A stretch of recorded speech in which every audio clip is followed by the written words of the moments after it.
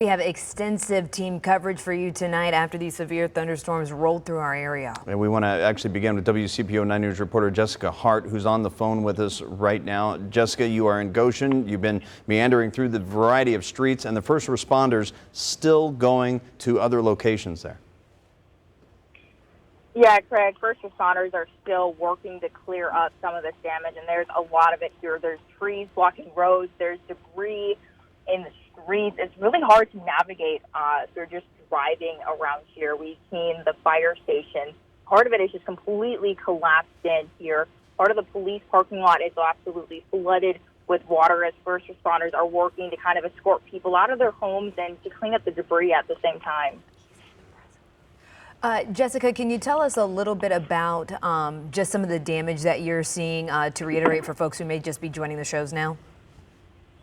Yeah, Jasmine, I've seen uprooted trees. I've seen trees blocking roads. I've seen a trampoline make its way from a house across the street all the way to the other side.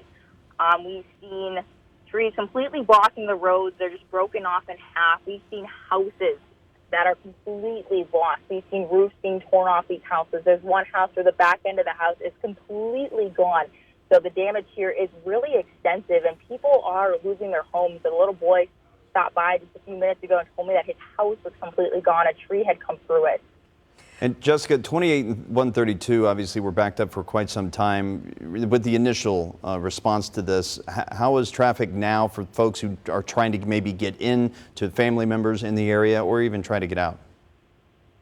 Traffic is moving a little bit here. They just opened up a Dick Flynn that was shut down for at least over an hour. So slowly they're making their way, trying to open these roads back up. The road that's right in front of the fire station and police station here, that's been blocked off because there's actually a wire in the middle of the road, and the troopers told me once Duke Energy is able to roll that wire up, they'll be able to open that road. So that's just another problem with wires blocking the roadways. It's another issue that people are kind of facing, which is why traffic is also being backed up. Jessica, I want to break in here now with a little bit of breaking news from our Jake Ryle, who is at a press conference right now getting more information from the city administrator.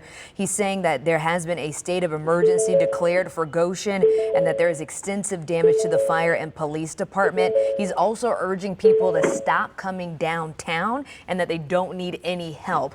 Jessica, I know when you were out there, you were seeing several parents with kids. Some of them didn't even have shoes. How many other people have you been seeing kind of meandering through that area?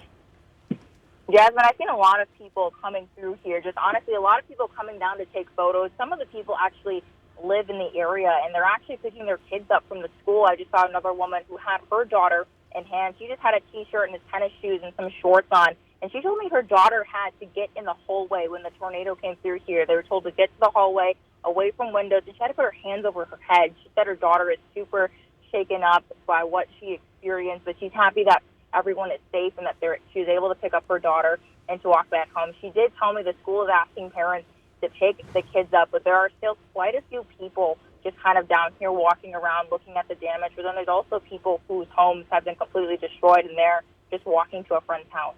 Well, hopefully there are no serious injuries as a result of this. So far, we have not heard of any fatalities, any serious injuries, but obviously that information could change from the press conference that Jake Ryle is at right now. We know in some other communities, some people had some knots on the head and some what appeared to be minor scrapes and bruises as a result of this. But in some of the images here, Jessica, as we see the power lines and the power poles are down, looking at Duke Energy's map, right in your area, there's still about 6,000 to 7,000 customers that are in the dark, and there's clearly a path that stretches from the Loveland area, straight through Goshen and then southeast of that area, almost a path with these outages where this storm really just railroaded through.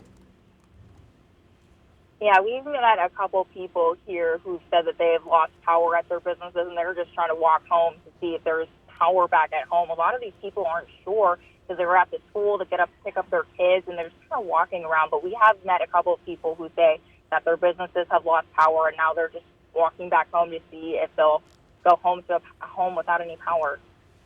All right, Jessica, we appreciate you for being our eyes and ears on the ground there. Please be safe as you go and get this information for our viewers.